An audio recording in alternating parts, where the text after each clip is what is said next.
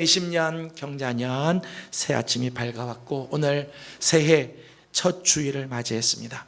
새해를 맞이하는 우리 모든 성도들에게 다시 한번 우리 하나님의 은혜와 자비하심이 함께 하시기를 소망합니다. 저는 새해를 맞으면서 그냥 달력만 바뀌는 것이 아니라 우리의 마음도, 우리의 생각도, 우리의 언어도, 우리의 자세도, 우리의 삶의 방향도 새롭게 변화되어지기를 바랍니다. 시간이 지나서 그냥 맞이하는 새해가 아니라 그냥 시간이 지나면 다가온 그냥 와지는 그런 새해가 아니라 정말 나의 삶에 새로운 시간으로 다가오는 그런 새해가 되어지기를 소망합니다. 오늘 특별히 우리는 신년을 맞이하면서 성찬식을 베풀게 됩니다. 참된 양식이 되는 그리스도의 살과 참된 음료가 되는 그리스도의 피를 상징하는 떡과 잔을 대할 때에 우리 안에 신령한 하나님의 은혜와 능력이 임하여서 올 한 해 하나님이 기뻐하시고 하나님이 원하시는 삶으로 힘써 달려가는 모든 성도들 되기를 다시 한번 주님의 이름으로 축복합니다. 옆에 있는 분들 함께 인사하도록 하겠습니다. 새해 하나님의 은혜가 가득하기를 바랍니다. 새해 하나님의 은혜가 가득하기를 소망합니다. 제가 어렸을 때 우리나라의 목표는요, 국민소득 1000불 그리고 무역 수출 100억 불 목표를 달성하는 것이었습니다. 그래서 제가 어릴 때 초등학교 다닐 때는 많이 붙여 있었어요. 국민소득 1000불, 수출 100억 달러, 100억 불 이러면. 그러다가 1977년 드디어 우리나라는 이 목표를 달성하게 되고 이제는 잘 사는 나라의 대열에 들어가게 되었다고 좋아했습니다.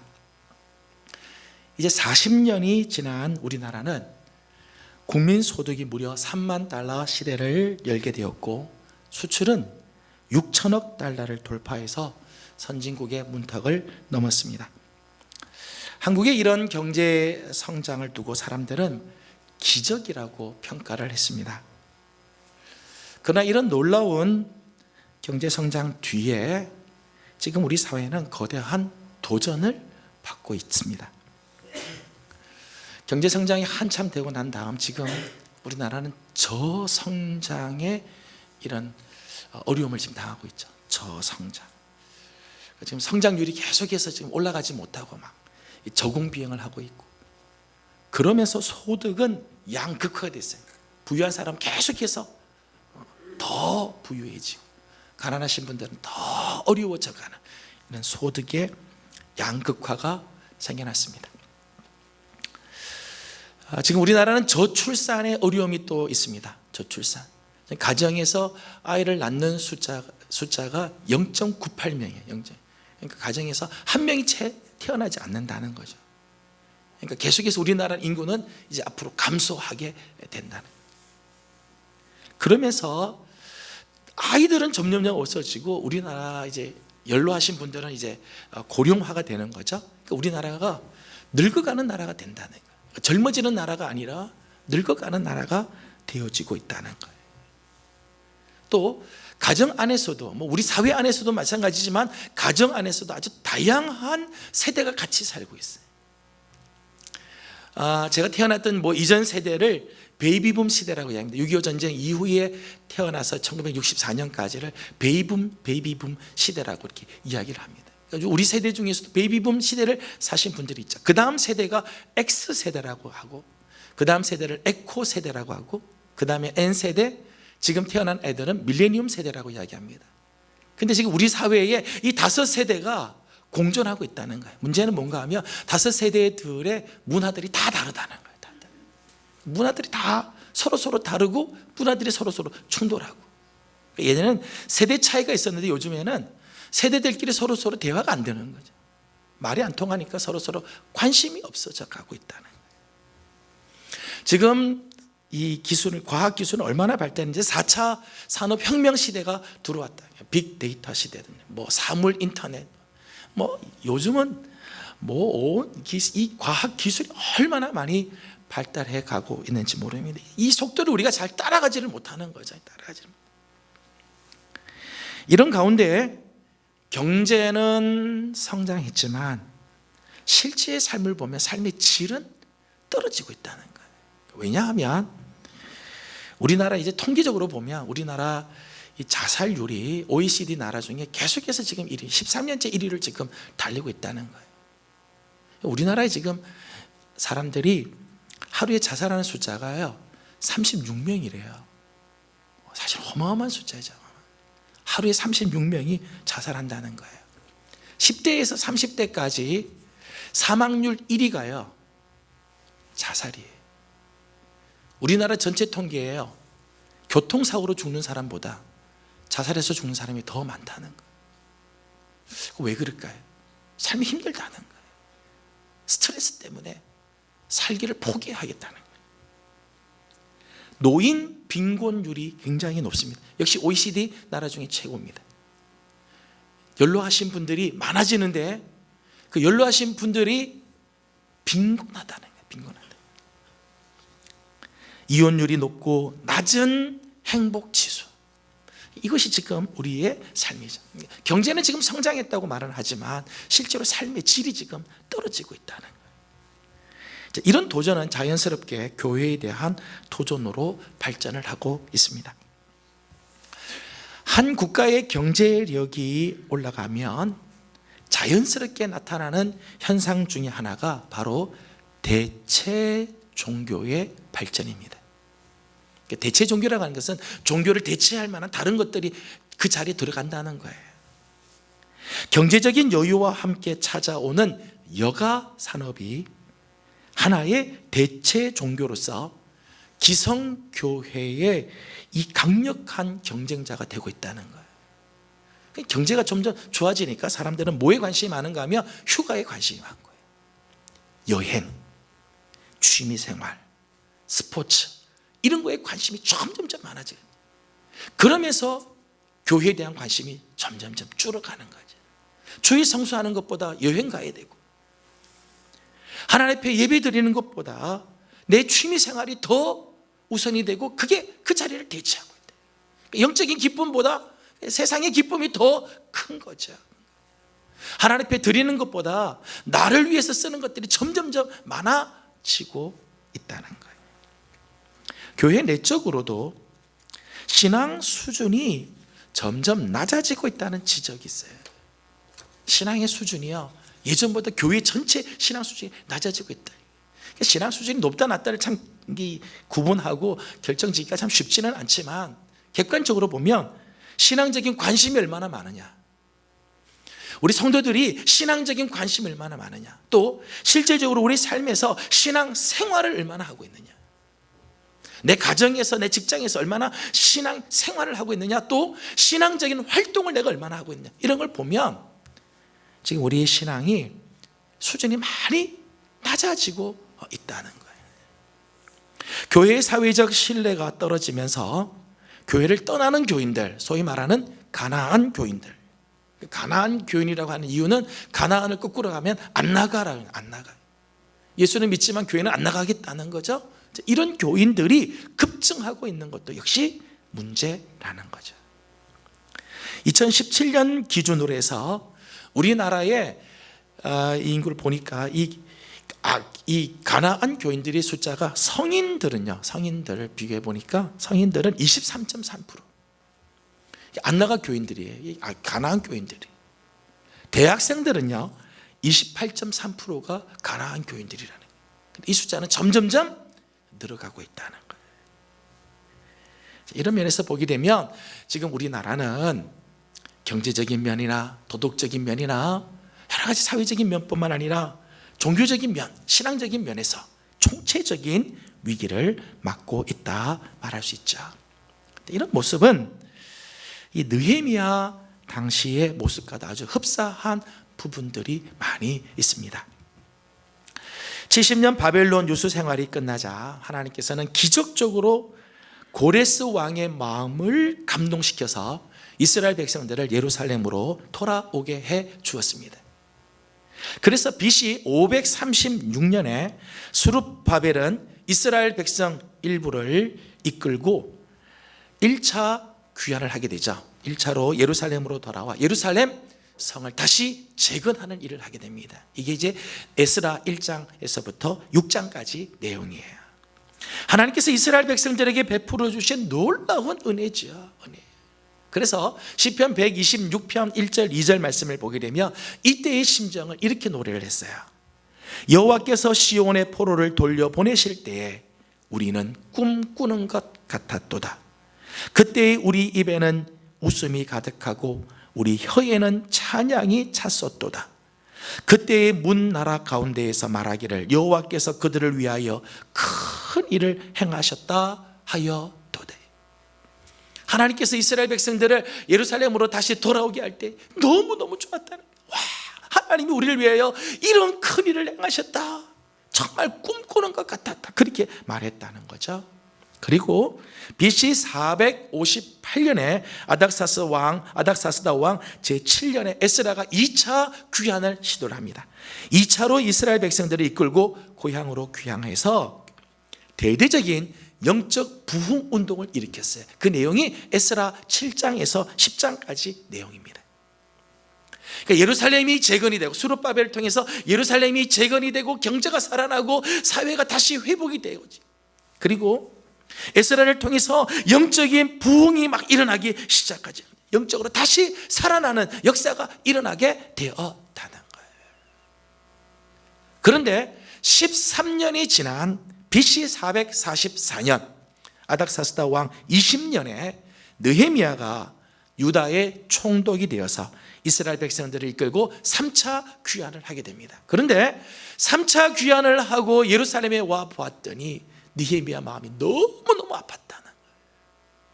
예루살렘의 형편이 참담했기 때문에. 그 말씀이 17절입니다.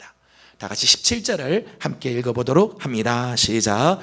후에 그들에게 이르기를 우리가 당한 공경은 너희도 보고 있는 바라. 예루살렘이 황폐하고 성문이 불탔으니 자 예루살렘 성을 건축하여 다시 수치를 당하지 말자 하고 아멘. 스룹바벨을 통해서 예루살렘에 귀환하고 나서 예루살렘 성벽을 다시 재건하고 예루살렘 성전을 다시 회복하고 에스라를 통해서 영적 부흥을 일으켰는데 지금 느헤미야가 와 보니까 예루살렘 성이 또 무너졌고 성문은 불탔으며 경제적인 파탄, 도덕적인 해이, 영적인 타락으로 말미암아 수치스러운 나라가 되었다는 거예요. 한때 일어났던 예루살렘의 영광은 다 사라져버리고 수치스러운 모습으로 전락하였다는 거죠. 하지만 느헤미야는 이때 절망하거나 다른 사람들을 비난하거나 포기하지 않고 백성들을 독려합니다. 예루살렘 성을 건축하여 다시 수치를 당하지 말자. 한마디로 말하면 우리 다시 시작하자 그런 말이죠. 우리 다시 시작하자. 무너진 성을 다시 세우고 무너진 우리의 신앙을 다시 세우자. 다시 하자. 그리고 느헤미야는 실제로 예루살렘을 다시 재건하였습니다.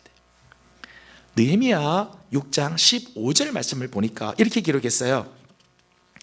성벽 역사가 52일 만인 에루월일 25일에 끝나매 그동안 그렇게 오랫동안 방치되었던 예루살렘 무너진 성벽이 불과 52일 만에 재건되었다는 느헤미야가 우리 다시 시작하자 그렇게 하고 나갔는데 그렇게 하고 나가니까 52일 만에 그 성벽이 다시 세워진 일들이 예루살렘이 다시 재건이 됐다는 거예요. 그리고 성벽 재건 이후에 유다 백성들은 수문 앞 광장에 모여서 하나님의 말씀을 듣습니다. 그리고 회개 운동이 일어났어요. 느헤미야 8장 3절과 9절 말씀 보면 이렇게 기록합니다. 수문 앞 광장에서 새벽부터 정오까지 남자나 여자나 알아들을 만한 모든 사람 앞에 읽음에 뭇 백성이 그 율법 책에 귀를 기울였는데 백성이 그 율법의 말씀을 듣고 다 우는지라.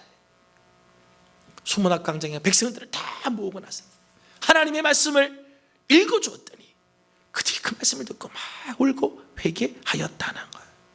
유다 백성 가운데 영적 부흥이 다시 일어났다는 거죠. 단순히 몸만 돌아오는 예루살렘 귀환이 아니라 궁극적으로 하나님께서 원하시는 온전한 귀환이 이루어졌다는 거예요. 예루살렘의 회복과 영적인 부흥이 다시 일어나게 되었다는 것입니다. 느헤미야 시대 때 이런 온전한 귀환이 이루어지게 된 비결이 뭘까? 온전한 회복의 역사가 일어나게 된 원동력이 무엇일까? 저는 18절에 있는 말씀이 아주 중요한 말씀이라고 생각을 해요. 18절 말씀을 다 같이 한번 읽어보도록 합니다. 시작. 또 그들에게 하나님의 선한 손이 나를 도우신 일과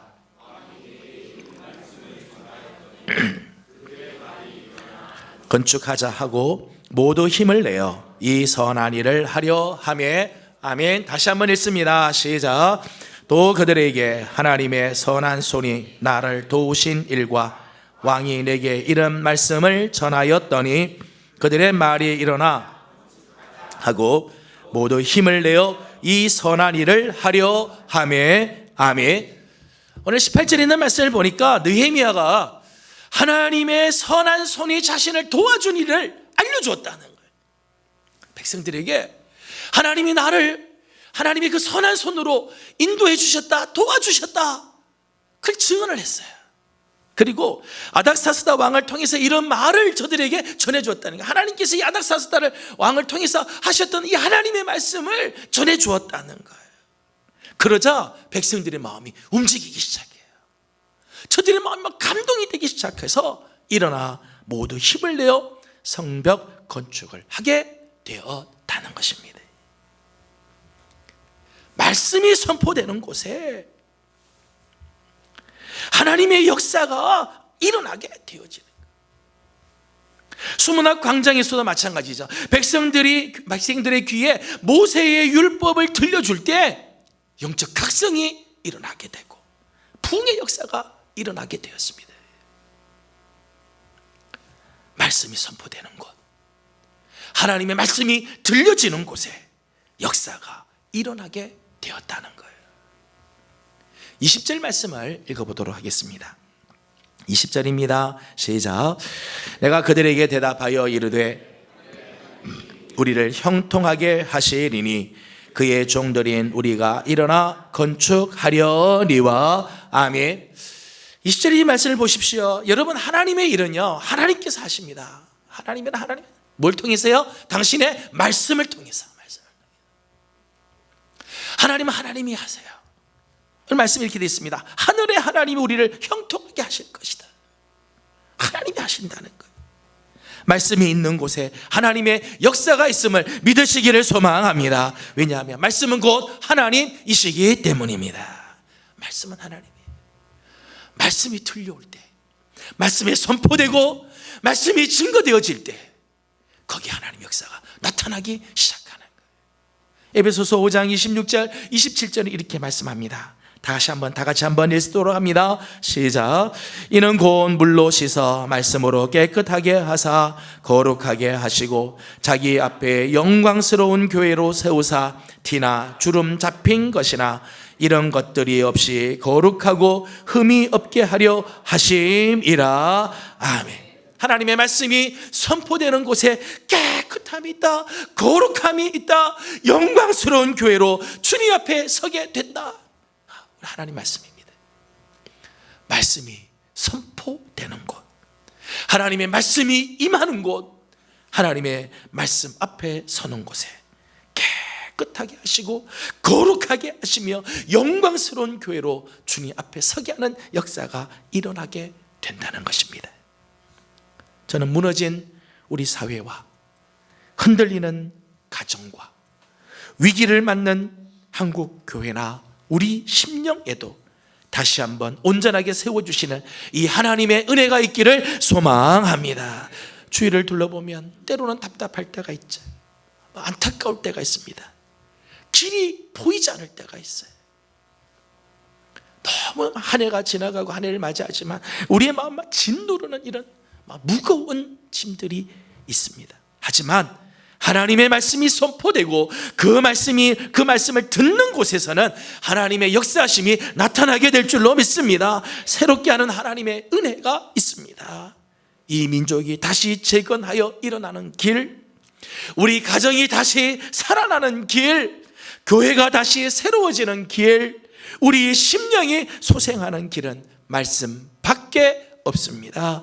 말씀으로 말미암아 이 민족과 가정과 교회와 우리의 심령은 재건되고 새로워지며 회복되는 축복이 있게 될 것입니다. 저는 이런 날이 속히 우리 가운데 임하여 주시기를 주님의 이름으로 소망합니다. 말씀을 맺습니다. 올해 우리 교회에 표현한 총회 주제를 따라 말씀으로 새로워지는 교회입니다. 오늘 제목과 같이 말씀으로 새로워지는 교회입니다. 다 같이 한번 따라하겠습니다. 말씀으로 새로워지는 교회. 말씀으로 새로워지는 교회. 세속의 거센 물결 속에 교회가 새로워지는 길은 말씀뿐입니다. 지난날의 모든 수치가 사라지고 다시 이 민족 안에 하나님의 영광의 빛이 임하는 비결은 말씀 앞에 다시 서는 것입니다. 우리의 무너진 가정과 심령들이 온전히 회복되는 것 역시 말씀에서 비롯되는 것입니다. 저는 올해 우리 예명교회와 사랑하는 성도들이 말씀으로 다시 새로워지는 은혜가 있기를 소망합니다. 오늘 특별히 성찬식을 하나님께서 우리에게 베풀어 주시는데, 오늘 이 성찬을 대할 때 말씀이 육신이 되어 우리 가운데 거하시는 주님께서 영과 말씀으로 우리 안에 거하시고 새 힘과 은혜를 주어서 승리하는 복된 한 해가 되어지기를 주님의 이름으로 기원합니다. 기도하겠습니다. 거룩하신 우리 아버지 하나님, 오늘 우리 나라와 우리 가정과 우리 교회와 우리 심령을 긍휼히 여겨 주셔서 하나님의 말씀으로 새로워지고 다시 회복되고 일어나는 은혜가 있게 하여 주시옵소서. 예수님의 이름으로 기도드리옵나이다. 아멘.